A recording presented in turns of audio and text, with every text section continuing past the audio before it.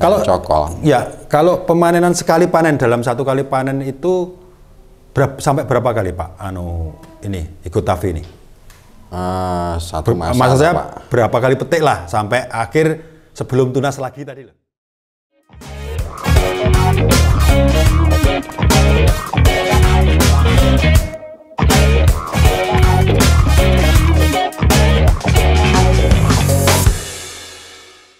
Kalau cokol. Ya, kalau pemanenan sekali panen dalam satu kali panen itu sampai berapa kali Pak? Ini ikut TAFI ini? Satu masa. Maksud saya Pak, berapa kali petik lah sampai akhir sebelum tunas lagi tadi loh. Oh, nah itu lah masalah tunas enggaknya itu kan gini Pak.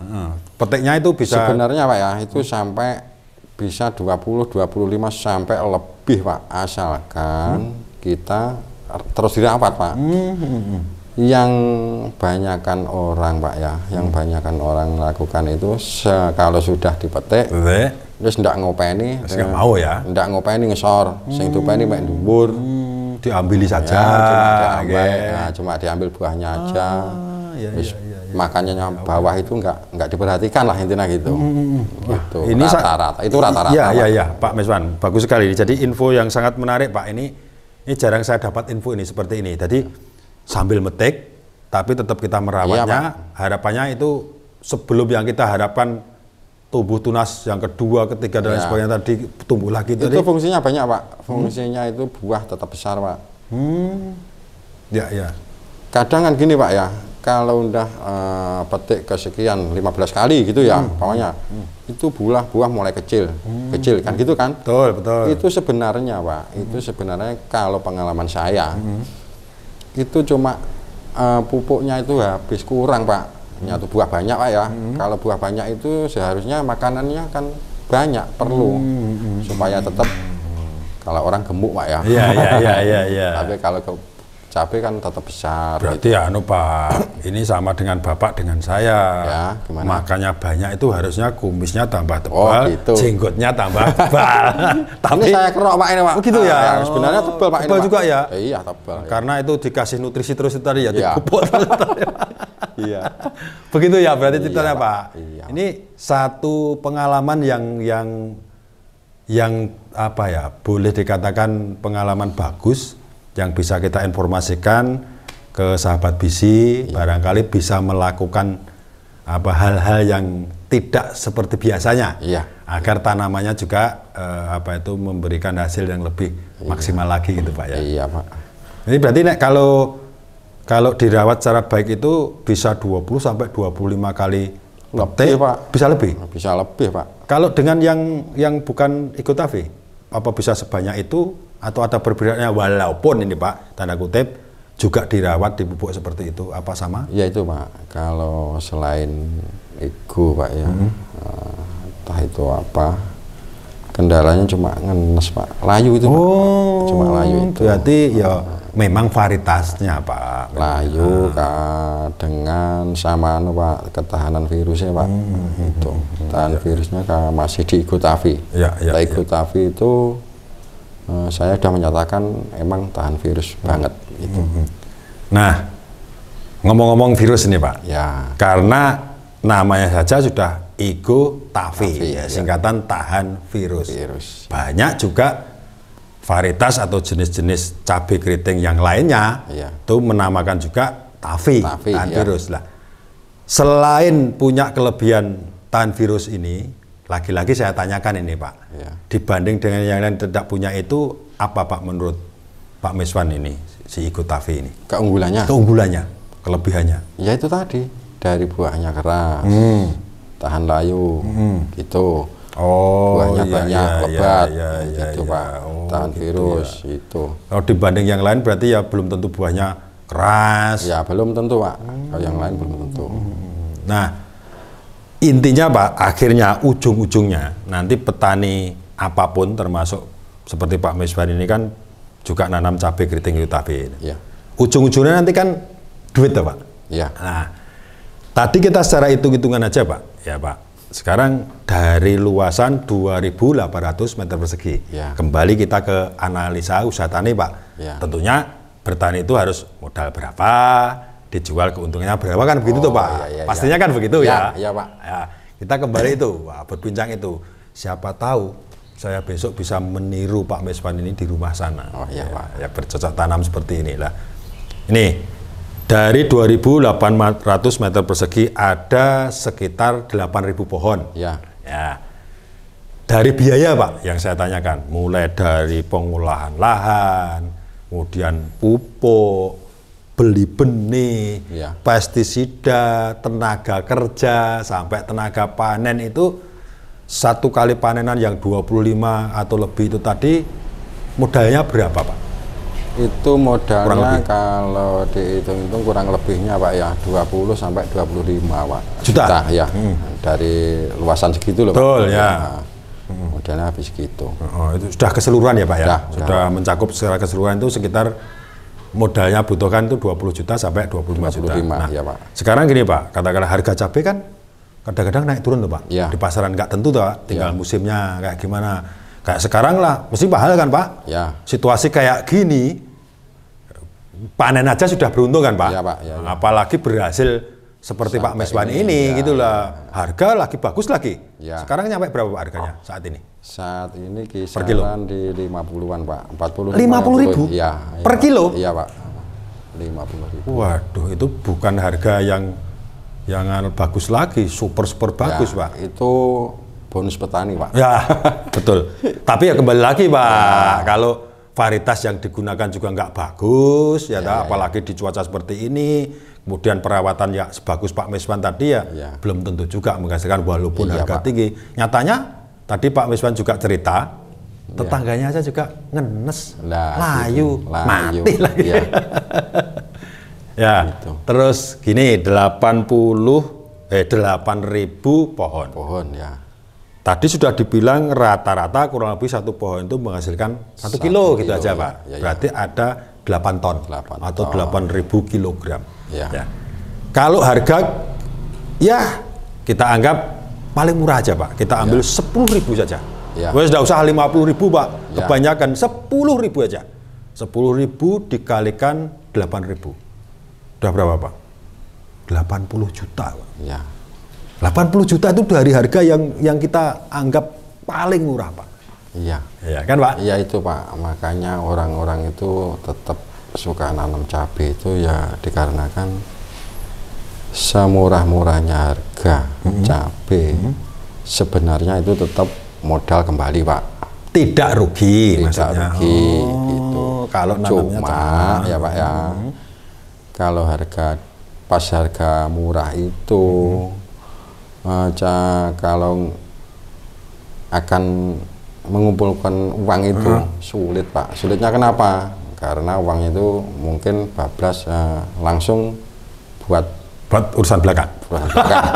Tidak bisa untuk modal lagi ya. Gitu, istilah begitu. Tapi tetap tidak rugi kan Pak? Kalau dihitung tenanan nggak rugi Pak. Nggak rugi semurah-murahnya cabai. Jadi kenapa Pak Meswan tadi juga suka cabai keriting ini, apalagi mereknya Egotavi, pokoknya sejelek apapun, seburuk apapun harga di pasaran itu pokoknya minimal tidak rugi. Kembali modal lah gitu kembali, Pak. Masih kembali. Kalau yang lain meskipun cuma totalannya Pak ya, itu kembali Pak. Cuma uangnya udah nggak ada, gitu aja. Soalnya buat belanja saja. Ya itu, yang jelas itu nggak bisa menyisihkan karena buat belakang aja kurang intinya. Gitu. Ya oke, itu dari segi keuntungan Pak ya. Namanya alam kita juga nggak tahu, tapi kita ngomongnya yang umum saja. Nah itu tadi dari segi keuntungan atau perolehan hasil ya dari modal katakanlah 25 lah, kita anggap bukan 20 lah, 25 juta, bahkan kita upkan lagi, kita banyak 30 juta modalnya. Kalau harga lagi 10.000 saja sudah dapat 80 juta. Berarti kan secara tidak langsung kan ada kurang lebih minimal 50 juta keuntungan Pak. Hanya berapa bulan sih Pak tanam ini mulai dari pengolahan ini? Tanam sampai panen. Tanam sampai panen itu ke 85 hari. 80 hari. 3 bulan. Sama jualnya kan 3 bulan kan? Iya. Udah 50 juta. Ya gitu kan Pak, Ya, istilahnya. itu 3 bulan itu mulai panen loh Pak, masih mulai petik pertama. Gitu. Ya, kita kalah petik pertama ya. Ya. Oke lah ya. Dari itu, apalagi kalau memang harga cabai keriting saat ini sudah bagus seperti ini, bisa 40.000 Pak. sampai Ini 50. kalau sampai harga seperti ini itu ya itu tadi bonusnya petani. Nah, itu tadi 10.000 saja kali 8.000 pohon 80. kali sekilo Ya. 80 juta. Ya. Kalau harganya 50 berarti kali 5 Pak. Ya. 400 juta. Wah, makanya Itu Pak ya, itu hitung-hitungannya. hitung-hitungannya. Ya, dalam arti hitung-hitungannya. Nanti di akhir kalau segitu ya toh, mungkin juga dapat Pak. Cuma uangnya paling yang enggak terkumpul. Karena betul kan jual ya kan, Ya. petik pertama Ya. dijual kan. Ya. Ya coba kalau Pak Meswan itu petik pertama sampai 25 kali, jangan dikemana-manakan. Kan pasti terkumpul Pak. Ini karena kebutuhan kemungkinan buat beli benih lagi persiapan nih. Beli Ikotavi lagi. Ya. Barangkali yang sebelah tak tanami apa itu tadi, Ya, karena sudah tahu begini mau ditanami Ikotavi semua kan bisa jadi tuh Pak. Iya Pak, iya gitu. Iya. Kalau dapat uang ya Gambarannya seperti itu. Iya. Ini sehubungan dengan keuntungan. Ya. Nah, pokoknya itu kan kalau apa-apa itu kan yang diharapkan untung kan Pak, tidak Iya, mau Pak. pertamaan rugi. Ya tadi varietas sudah, Ya. varietas utama ya Pak. Ya. Sekarang Pak Meswan, teman Pak Meswan sudah menggunakan varietas yang tepat, Ikotavi cabai keriting ya. Ya. Kemudian perawatan juga sudah bagus, bahkan tadi perawatan super bagus. Saya bilang temennya biasanya hanya yang petik diambil di atasnya, bawah nggak diurusi kan gitu lah. Sudah seperti itu. Nah, Itu rata-rata Pak, orang dilalaikan itu Pak. oke, itu berarti satu tips tersendiri ya Pak ya, Iya. satu pengalaman tersendiri. Setelah keuntungan Pak, kita bicara apa itu produknya. Tadi Pak Meswan sudah bilang bahwa Ikotavi ini termasuk keunggulannya itu keras. Iya. Nah, Pak itu buahnya keras. Kemudian kalau warnanya gimana Pak? Warnanya itu malah disukai Pak. Sebabnya Pak disukai?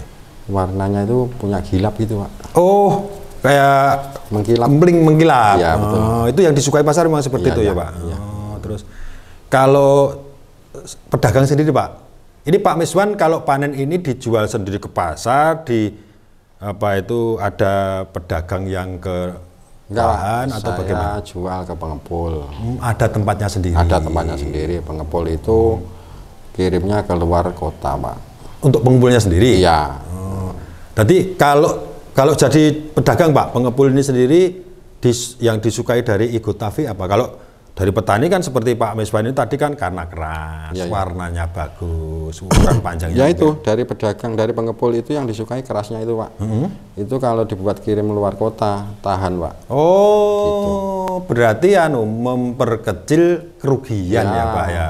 Enggak kerugiannya. Kadang-kadang kalau buahnya nggak keras itu mungkin Ya, untuk dari- kirim jauh-jauh, sudah busuk di jalan. Sampai di tujuannya udah busuk apa gimana apa gitu loh Pak. Iya. Tambahan lagi, Pak Meswan pernah ngalami nggak Pak? Saya kemarin di Kulon Progo, Ya. ada juga petani sukses seperti Pak Meswan ini, itu menanam juga Ikotavi keriting ini. Ya. Hebatnya katanya Pak, kalau jarak jauh itu biasanya agak lembek tuh Pak. Iya. Nah, itu kalau cabai yang lain itu di air atau diciprat itu dia nggak mau kembali mengembang. Tapi kalau Ikotavi ini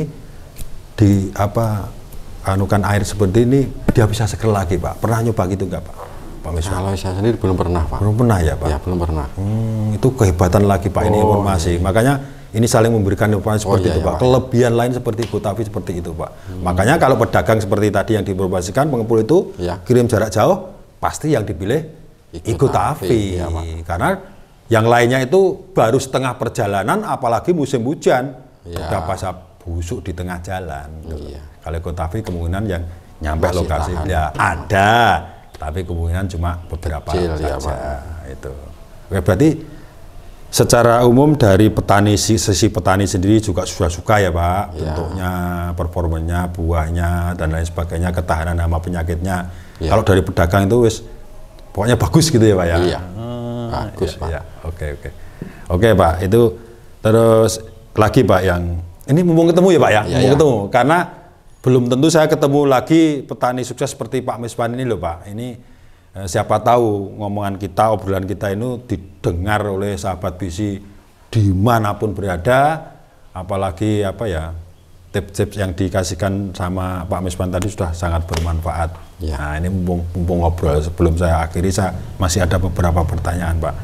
Kemudian setelah itu, setelah tadi keuntungan sudah, kemudian disenangi petani karena buahnya ABCD sampai Z sudah ya Pak. Kemudian pedagang atau pengepul juga suka karena kirim jarak jauh relatif lebih aman ya Pak. Nah sekarang kita kembali Pak, kembali ke Igustafi ini. Ke Igustafi ini apakah Bapak setelah ini itu mau mengembangkan lebih luas lagi, sudah tahu hasil panen seperti ini atau bagaimana Pak? Ya Pak, nanti saya setelah ini mungkin tambah luasannya, saya tambah Pak. Berarti ada lahan yang sudah disiapkan ya Pak? Ada Pak, sudah ada. Saya tambah. Yang kemarin ditanami apa itu yang lahannya Pak? Yang mau itu ditanami itu bukan cabai yang ini, keriting ini, tapi mau ditambahkan lagi di musim berikutnya ini. Ya, musim berikutnya saya tambah, luasnya saya tambah Pak. Biar dapat rumah 2 ya Pak ya. Baik. Terakhir ini Pak, terakhir sebelum saya tutup. Nah, terakhir, mumpung kita ini lagi dilihat sahabat BC dimanapun berada itu, kita minta tips dong Pak. Tipsnya dari Pak Miswan ini, kan sudah cerita banyak tadi dari pengalaman sekolah, mulai bertani ikut orang tua, ikut kakak, sampai tertarik untuk mandiri, nanam beberapa crop atau beberapa macam varietas apa itu, tanaman lain, kemudian ke cabai ini. Khusus tips cabai keriting Igustafi ini, tips apa Pak yang diberikan ke petani, sahabat BC, agar sahabat BC itu bisa meniru Pak Miswan ini, bisa bercocok tanam atau usaha budidaya tanam cabai keriting Igustafi ini baik dan hasilnya bisa maksimal. Kira-kira apa Pak? Tipsnya gini Pak, kita itu kalau mau nanam apapun, kita kan harus mempelajari tanahnya dulu Pak. Tanahnya kurang apa, jenis tanahnya apa gitu Pak, nggak asal-asalan cuma tanam. Kita kalau jeli sampai itu mungkin tidak ada sampai plesetnya nggak ada mungkin loh Pak ya. Yang penting kita jeli di tanah dulu sebelum ditanami, kita olah yang bagus aja dulu. Berarti cara perlakuan ke tanah itu utama gitu ya Pak ya? Iya, tanahnya itu jangan asal-asalan ditanam saja gitu ya? Iya Pak. Yang bikin gagal itu aslinya kan seperti itu Pak. Itu pengalaman Pak Miswan ini ya? Ya itu, cuma kita asal tanam, asal mau apalagi dadakan itu, maksudnya yang langsungan begitu gitu. Langsung ya, itu pengen itu sebenarnya bagus Pak itu Pak. Segitu ya Pak. Cuma rata-rata orang sekarang kan buru waktu. Iya, ngejar waktu. Ngejar waktu ya Pak ya. Tanpa memperhatikan yang dikatakan kelelahan tanah itu kan nggak perhatikan Pak. Betul. Sebenarnya tanah kan ya butuh Pak, istirahat dulu apa gimana, persiapan apa gimana. Tanah kan seperti itu Pak, sama seperti kita. Ya Pak? Ya, betul. Setuju Pak. Ya, setuju. Pendapat tadi. Jadi tipsnya yang bagus saya dapat inspirasi dari Pak Miswan ini adalah kita mengenali tanah yang mau kita tanami dulu. Iya. Seperti kita mengenali calon istri kita. Kita kenal dulu. Dia minta apa? Karakternya seperti apa ya kan? Apa yang dibutuhkan? Begitu ya Pak. Makanya istrinya Pak Miswan ini kan cinta sekali sama Pak. Berarti diperhatikan ya. Sampai tanah pun diperhatikan seperti itu Pak. Iya Pak. Nah, tapi saya setuju Pak pendapat bahwa memang kita itu kan sebagai media ditanami kan Pak. Kita perlakuan dengan baik, butuhnya apa. Kalau memang perlu diolah, dikasih kompos seperti tadi, didiamkan dulu. Apa ya, bernafas dulu, istirahat dulu, istirahat dulu, ngopi-ngopi dulu, Pak. Ngopi-ngopi dulu dan sebagainya. Ya.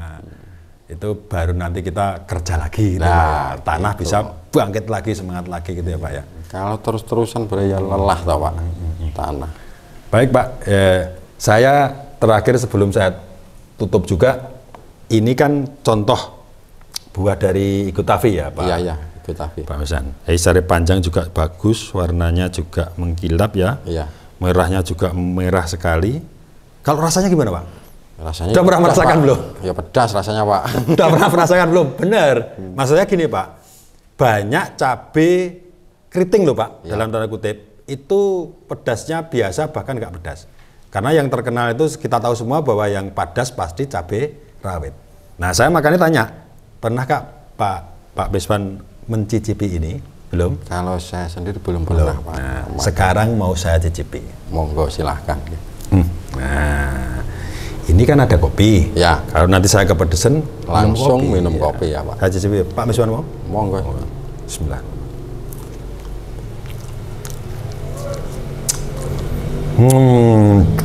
Ini Pak, bener. Jadi saya kemarin dibilang, Pak, pedes loh Pak.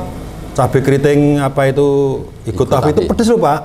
Jadi sebagai alternatif bahwa ketika cabai rawit itu agak langka di pasar, alternatifnya bisa pakai ini buat sambel, saus dan sebagainya. Pedes tenan Pak. Mau rasakan boleh Pak? Silakan. Artinya dari tingkat kepedasan itu juga sudah menjanjikan lah sebagai alternatif lain bahwa tidak hanya cabai rawit saja yang bisa menghasilkan rasa pedas. Nah, misalkan istri Pak Miswan nanti di pasar mau punya gawe, mau butuh sambal banyak, cabai rawitnya langka dan sebagainya karena nggak panen petani ya. Iya. Yes, beli aja ini Igustafi keriting, bawa pulang 5 kilo, 10 kilo, bikin sambal. Sudah masuk Pak ya. Masuk kayaknya. Oke, terima kasih Pak Miswan sudah banyak berbincang dengan kita pada kesempatan ini. Banyak ilmu yang saya dapat Pak. Banyak tambah pengalaman berdasarkan juga dari yang sudah Bapak lakukan sendiri, fakta sudah ngalami sendiri. Bahkan kemungkinan Pak, kalau Pak Miswan disuruh stop, kamu tak kasih uang 20 juta, nggak usah nanam Igustafi, tanahmu biar istirahat tuh mau nggak Pak kira-kira? Ya nggak mau Pak. Nggak mau Pak. Tetap nahan. Harganya 50.000 per kilo, mana mau? Harganya aja pedas Pak. Harganya pedas sepedas cabenya ya Pak ya. Cabenya. Mudah-mudahan nanti Pak, para petani yang lain atau tetangga-tetangga, saudara-saudara Pak Miswan ini bisa mencontoh tanam cabai keriting Igustafi yang ternyata sudah ada buktinya kan? Ya. Itu sekali lagi Pak Miswan, terima kasih atas bincang-bincangnya, atas obrolannya. Semoga apa yang kita obrolkan itu juga bermanfaat bagi orang banyak. Iya Pak. Tambah sukses Pak Miswan. Sekali lagi terima kasih banyak. Sahabat Visi, demikian tadi bincang-bincang kita, obrolan kita bersama Bapak Miswan yang membahas seputar cabai keriting Igustafi. Semoga obrolan kita bisa memberikan inspirasi dan manfaat bagi sahabat Visi dimanapun berada. Nantikan podcast berikutnya, tentunya dengan bahasan yang lebih berbobot dan lebih menarik. Jangan lupa subscribe channel ini, kasih like dan juga komennya, serta nyalakan loncengnya. Ikuti juga semua akun sosial media kami di FB, IG maupun TikTok dengan nama Visi Sahabat Petani. Nah, sahabat Visi, sebelum Pak Kumis tutup, Pak Kumis punya pantun. Bung Karno, tokoh proklamasi, jasanya besar sekali. Kalau tanam cabai tidak ingin rugi, tanamlah Igustafi. Sampai jumpa pada podcast berikutnya. Wassalamualaikum warahmatullahi wabarakatuh.